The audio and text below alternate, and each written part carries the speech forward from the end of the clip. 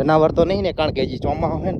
અને સૌથી વધારે જો આ દોડ્યા કેટલા ડૂબી ગયા. સૌથી પહેલા તેનું એક ફુગ્ગો કાઢી લઉં પાણીનો, મોબાઈલ નો પડી જાય. વરસાદ આવું થઈ ગયું, લગભગ થોડો આવે છે.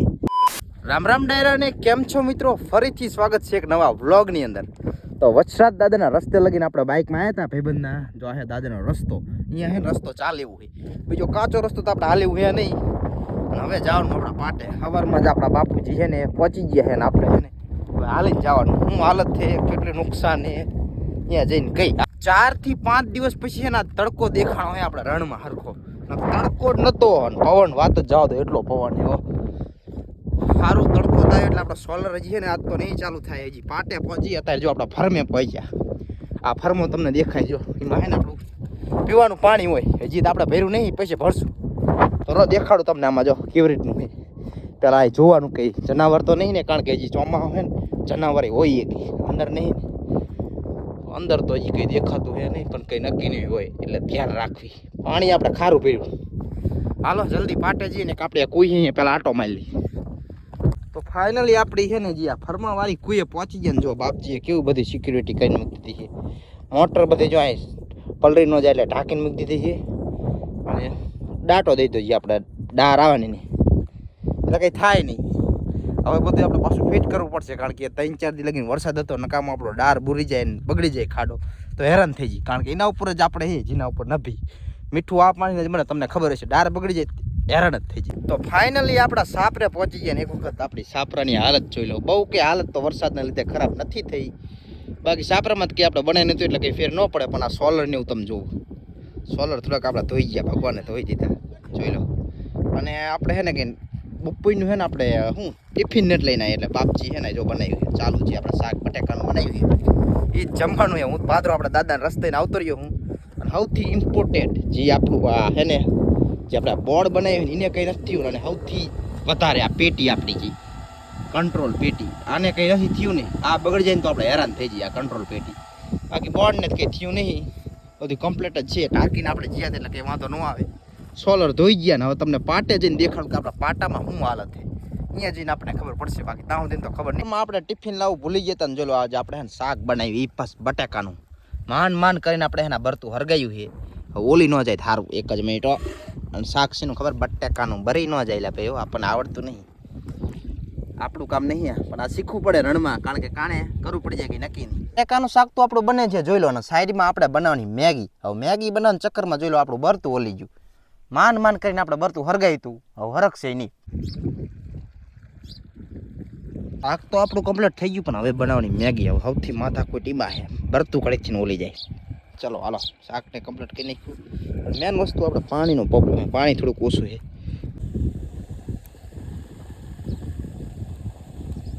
તો આપણે જમી લીધું મેગી અને શાક બનાવી દીધું.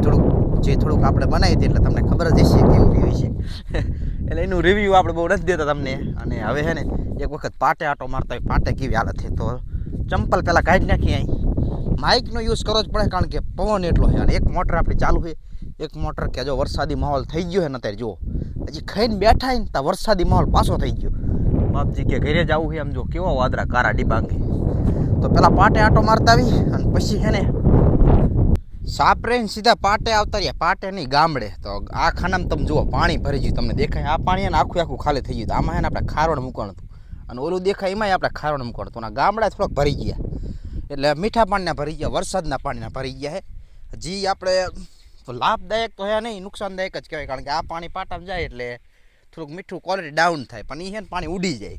આ પાણી રહે નહીં, ઝાઝો ટાઈમ તડકો પડશે એટલે ઉડી જાય છે. પણ તડકો તમને ખબર છે પડતો હે નહીં.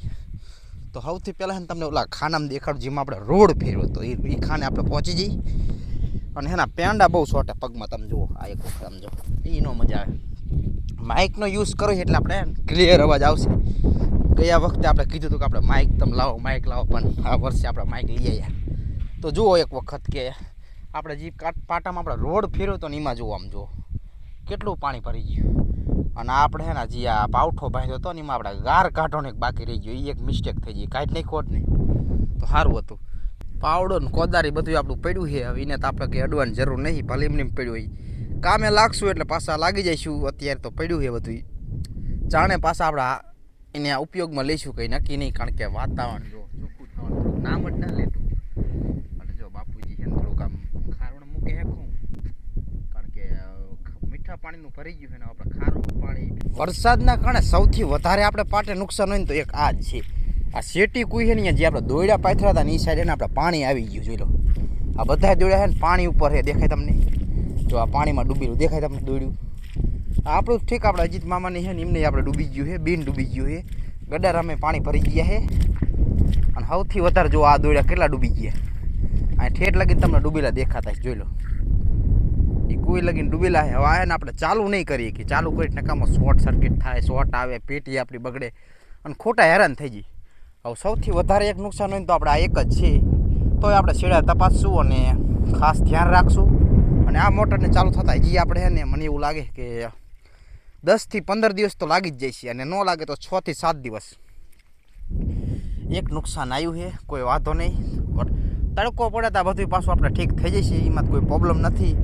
બાકી ને કંઈ આપણે જો ભરી જઈ દેખાય તમને પાણી, એવું તો પ્રોબ્લેમ રહેશે જ, કારણ કે આપણા કરતાં વધારે તો ખેડૂતને નુકસાન છે ભાઈ. આપણે તો હજી સિઝન ચાલુ થઈ જાય 10-15 દિવસ લેટ હી, પણ કોઈ વાંધો નહીં, બધું હમું થઈ જશે, આપણે તો કંઈ પ્રોબ્લેમ નથી. હવે આ એક કુઈમાં આપણે છે ને થોડુંક નુકસાન આવ્યું છે.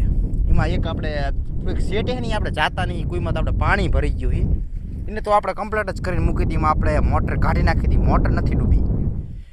સારું, હવે આપણે પાછું જવાનું છે ને.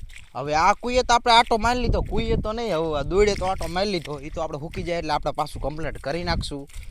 બાકી હવે થોડુંક વાતાવરણ એવું થયું એટલે ઘરે જવાનો વિચાર છે, કારણ કે બાઇક આપણે ઠેઠ આ લઈને આવતા રહીએ છીએ, કારણ કે આપણું બાઇક હલવી જાય છે જો વરસાદ આવશે ને તો.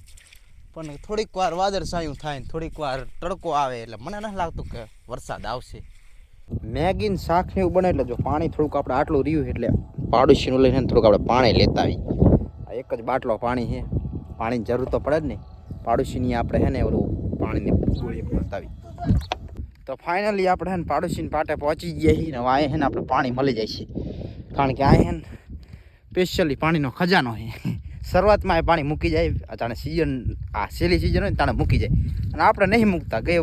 આ વર્ષે આપણે પણ મૂકવું પડશે ખાસ. પાડોશીની પાટે આવતરે જો આ જગ્યાએ આપણે પાણી તમને દેખાય, પાણીના જો ફુગા દેખાય તમને. આપણે છે ને છેલ્લી સિઝનમાં છે ને અગરિયા ભાઈ પાણીના ફુગા છે ને આપણે જો આ ટાંકીમાં ભરી દેવાના. અગરિયા ભાઈ એટલે પાડોશી સમજી ગયા તમે, આપણે થોડીક મિસ્ટેક થઈ જાય. તો છેલ્લી સિઝનમાં છે ને આપણે પાણી આમાં ભરી દીધું હતું, અને હવે છે ને આપણે પીવા લાયક આપણે પાણી કાયમ આવે. આ છે ને મીઠું જ પાણી છે. લાસ્ટ સિઝનમાં આપણે મીઠું ભરવા આવે ને તાણ યાદ ગઈ વખતે આપણે વિડીયો બનાવ્યો હતો, તમે ભૂલી ગયા છીએ, પણ ફરીને જોઈ આવજો. આપણે ઇન્સ્ટાગ્રામ આઈડીમાં હશે વિરાણી એમડી, બધી જગ્યાએ વિરાણી એમડી છે. તો હવે ને આ ફૂગો આપણે લઈ લઈએ અને પીતાવી. હાલો થી પહેલાં તેનું એક ફૂગો કાઢી લઉં પાણીનો, મોબાઈલ ન પડી જાય. હે વજન એટલો મોટો જબ્બર ફૂગો હોય, 5 લીટરનો ફૂગો લાગે. મૂકી દો હાલો. એને ફૂગો મીઠું પાણી છે, બીજું કંઈ સમજતા નહીં, આ પાણી જ છે. અમુક ને બીજું સમજે. હવે આપણા પાડોશીનો એટલે પાણીનો ફૂગો લઈ લીધો છે, પણ આનો વજન કેટલો ખબર? 5 થી 6 કિલો હોય છે. એટલે આમ જોઈએ તો લીટર અને પાણીમાં કંઈ ફેર ન આવે, લીટર અને કિલોમાં ફેર ન આવે. તો 5 લીટર ઉપરનો ફૂગો છે, મને એવું દેખાય. તો હાલ પાણી ભરીને આવ્યા નહીં ને આપણે આ જે આપણે ડબલા છે ને ડબલાને ભરી નાખી. કેવું અલગ જ લાગે છે ને, એ ઢોરાતું નહીં. હા લગભગ આખું ભન ડબલું ભરી જવાનું. અંગારત નહીં ને?